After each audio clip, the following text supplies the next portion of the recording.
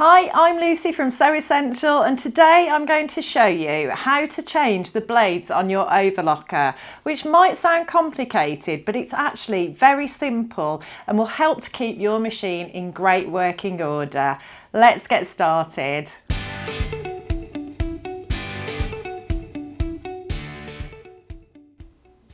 At Sew Essential, we stock a wide range of overlockers, cover stitch and sewing machines.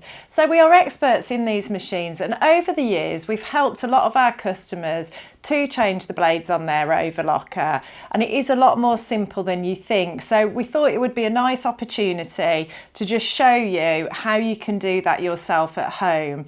One thing I will say though is if you're not confident or you don't feel comfortable, please do take it to a service engineer. But because we have guided a lot of our customers through this process, we thought it would be nice to just share a video for anybody who feels confident enough to have a go. So let's talk about when and why you might need to change the overlocker blades. If you've sewn over pins, which can be quite dangerous but also will damage the blade, you might need to replace them then. But also it can just be caused by wear and tear. It does take a long time for them to wear down, but if you notice that your machine isn't cutting the fabric as cleanly as it was previously, you might find that it's sort of trimming it but it's still attached to the main part of the fabric and it's not getting cut off cleanly, or it's just not sewing as well as it was before. It can be a good idea to try changing the blades. So there are actually two blades on your overlocker, an upper and a lower, and some brands will refer to them as knives. We stock replacement blades for Brother, Husqvarna, Pfaff, Janome and Babylock overlockers, and we would always recommend buying the official blades rather than being tempted to buy something cheap that probably won't be as good quality, won't last as long. It's always best with all of your feet and accessories and all your spare parts to buy the proper branded items, and we stock them all on our website. I'm going to pop links below for you to all the blades so you can find them there, and in the description we also list which machines they're compatible with as well, so we'd always recommend that. We recommend changing both blades at the same time, and your upper blade is the one that you drop down when you don't want to cut the fabric, so you see it sort of sticking up above the needle plate, and then the lower blade you will only see when you open the machine up for threading or cleaning. Now let's take a look at how we actually change those blades. I'm going to show you on my Babylock Desire 3, which is a combined overlocker and cover stitch machine, but the principles will be the same with other brands. Although there might be some differences, the general principles will be the same. This is the upper blade, which you can see, as I mentioned, it protrudes the needle plate and stands up here when you've got it engaged. And then behind that, this is the lower blade. So you can see they're both just attached by one screw. It is very, very simple. But before you start to remove those blades, what we would always recommend is that you take lots and lots of photos of them in situ, in the correct position, from different angles, and you identify a point of reference that you need to line perhaps the bottom of the blade up with. For example, I can see that the brackets either side line up with the bottom of the blade on the upper blade and the lower blade on my machine. So as long as I've got a photograph as a point of reference, I can see what I'm looking to achieve when I replace the old blade with the new blade. And then it is as simple as removing that screw. You will need a bigger screwdriver to do this than the one that you get with your machine usually. And you will find that these screws are in very, very tightly, and they do need to be replaced very tightly as well. Obviously, when you're working with your overlocker, those blades are under a lot of pressure, they're moving a lot, and they do need to be secure, so that's really important. And the other thing that's very, very important is that you put them in the right orientation. So I can see that my blade is curving over like that at the top and it's pointing towards the front of the machine. It's absolutely crucial that you get it in the right direction as well. If I were to insert that blade in the other orientation, obviously that could cause huge problems and severe damage to the machine. So just make sure you take those photos and you can see which way round it should go. And then take your screwdriver and undo the screw, and you will then be able to remove the blade. I've just taken my hand in there to do the last few rotations so that I don't drop the screw.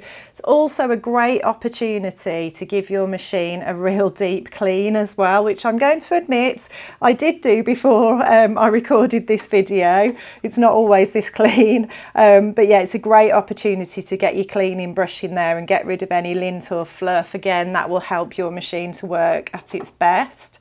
And then I can remove the lower blade as well. Some of the brands, the blade will have a hole which is longer than the screw, so that you've got the opportunity to raise and lower the blade to get it into the right position.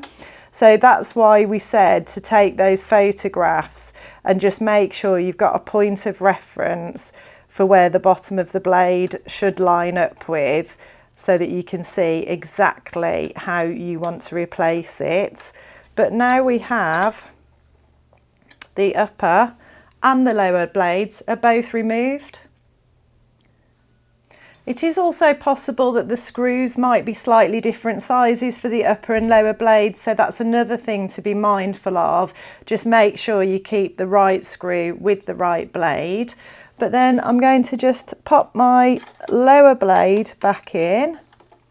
So just slot it into that bracket and make sure the bottom of it is level as it was previously. And then I can just put the screw back in. And what you can do as well, because it is a little bit fiddly, is you can get your screw going and just get that sort of, get the bite so that it's attached and it's not going to fall down. And then you will be able to move the blade with the screw in position to just get that blade into the right position. So I'm happy with where that is now. I can then go back in with my screwdriver, just hold it in place and turn that screwdriver, and just make sure, as I said, that you want to tighten this nice and tight. We always say to people, when you're screwing things onto your needle bar on your sewing machine, or when you're screwing your needles into the needle bar on your overlocker, don't over tighten it. On the blade, you do want it to be nice and tight, and it's like I said, it's because of all that movement, they do need to be very secure. So that's the lower blade back in now, and then I'm just going to pop my upper blade in. And again, I can just get my screw into the correct position, give it a couple of rotations just till I've got some bite and I know that it's not going to fall out. And then I've got that play in the blade that I can move it, but I've got the screw in position. So I can get the blade to the point that I'm happy that it's in the correct position, and then just make sure I give that screw a really good tighten, make sure it's very secure.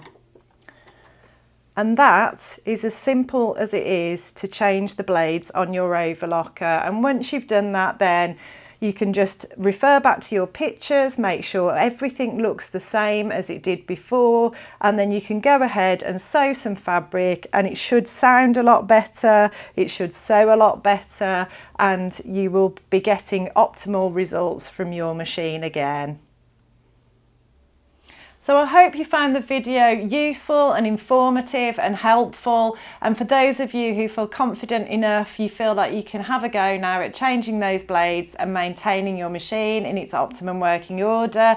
If you still don't feel like that, please do take it to a service engineer. This is just, something that we thought would be helpful for people who are quite happy to have a go at doing some of these jobs themselves.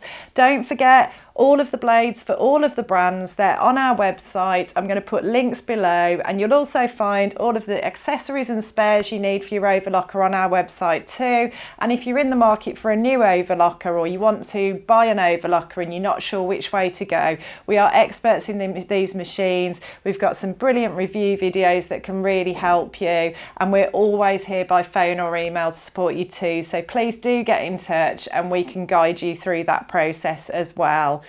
I hope you've enjoyed it today. If you like what you see today, please like and subscribe, and I'll look forward to seeing you next time.